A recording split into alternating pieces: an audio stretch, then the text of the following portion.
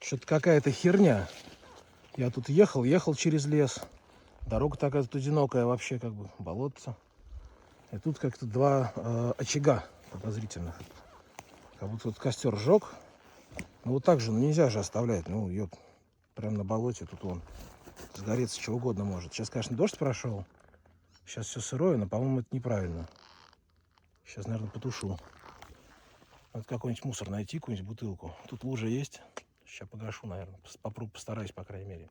Но вообще, ребят, так делать не стоит в лесу. Потом лесные пожары.